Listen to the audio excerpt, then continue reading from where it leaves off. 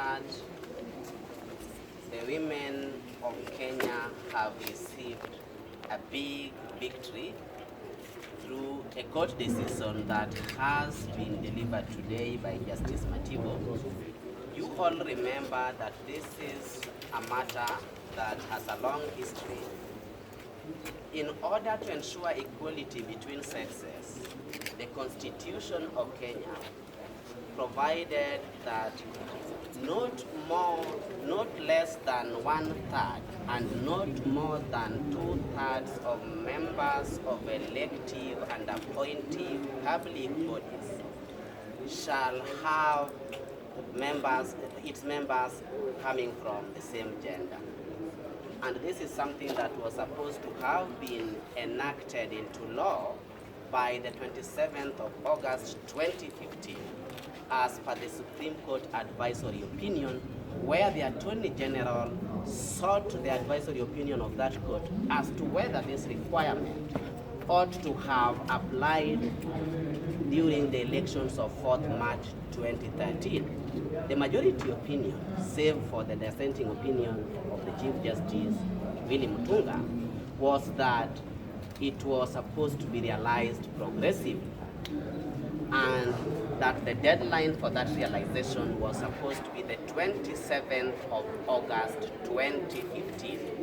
Come that date, no such law had been enacted by Parliament. It is a happy day for the human rights movement in general and the gender rights movement in particular. But more importantly for me, it's a happy day for the people of Kenya because, number one, it means our constitution is alive and well.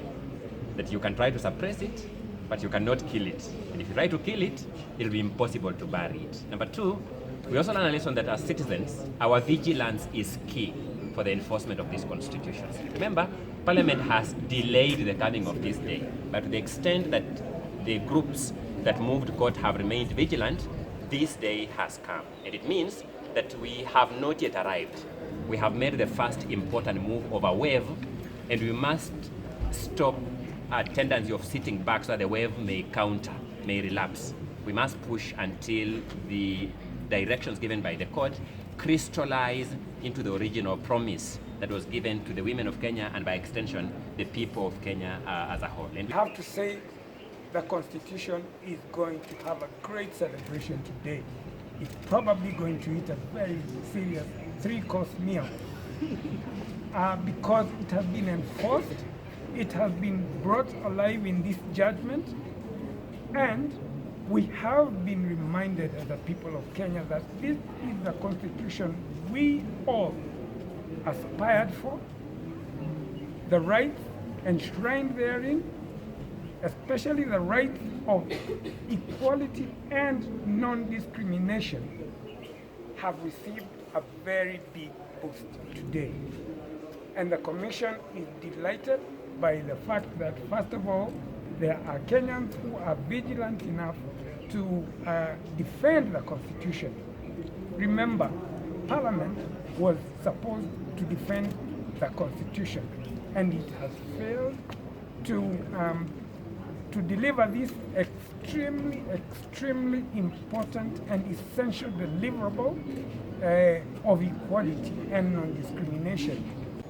Our team, the councils, who have done an excellent job. But above all else is to celebrate the judiciary, because I think that the judiciary has been very key in ensuring that any attempt at rolling back on constitutional gains is stopped in its tracks. This judgment, some of the citations that the judge made, I think are very key, and that we hope that Kenyans are really listening. One of the things he said today is there is nothing like the supremacy of Parliament. Parliament has acted contrary to the will of the people, contrary to the Constitution, contrary to the rights of women in this country.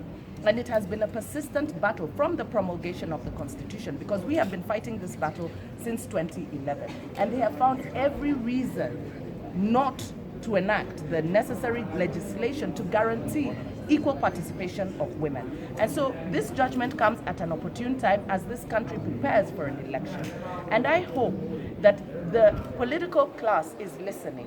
I hope that the political parties are listening, that the leaders who continually cite the rule of law and the Constitution, particularly the president, that they are listening, that the courts are not going to entertain the impunity.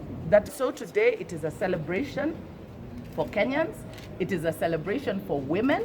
They have said they are going to appeal, but I do not see any grounds that they can use to appeal, because they would be appealing against the will of the people and seeking to get a judgment from the court to actually exclude women from political participation. And the courts have upheld that it is the sovereign right of the will of the people, and women have equal opportunity, including in the political sphere. So we expect that we are going to see tremendous change and activity, even as the planning around the electoral process are. And let them not come and say, where are the women? The women are there. We will show them where the women are, and we expect that the 12th Parliament of Kenya will be constitutionally compliant, and we are asking the Attorney General to advise his clients the same. And on the 2/3, what the judge has done very well is put the 2/3 gender principle on the very same level as free and fair election, and put it as a gross human rights violation like it should be. And what we are looking forward to is that Parliament will arise from the shameful things they have been doing in violating the Constitution, and arise to pass the legislation within 60 days, or else risk dissolution. It does not matter that that is around the same time that Parliament is scheduled to be dissolved, but it clearly shows we cannot move to the next Parliament of 2017 without being compliant with the Constitution. I think we're very excited today because we have been in this battle for a long time. Since the time when President Kibaki made his appointment to various positions which we found went against the 2/3 gender principle. And that was very, very early on after the Constitution had just been promulgated. And so we find that in this country, we either uphold the rule of law or we don't. And we cannot say that Parliament is there to uphold the rule of law when it suits them. We cannot say that Parliament is there to represent only a certain group or a certain interests in this country. They are there to represent Kenyans equally. And so this is an indictment on Parliament, and we hope that they are listening. We hope that the executive is also watching, and we urge all Kenyans to realize that the Constitution is alive and well, and we ask you all to be vigilant. You members of the Fourth Estate as well, we ask you to kindly continue to cover this conversation, so it's not an issue that dies out today, but it is an issue that has begun gaining traction and will continue for years and years to come. We want to ensure then that we have a country where we really uphold the rule of law, and that gender equality is something that we work towards together and is eventually achieved.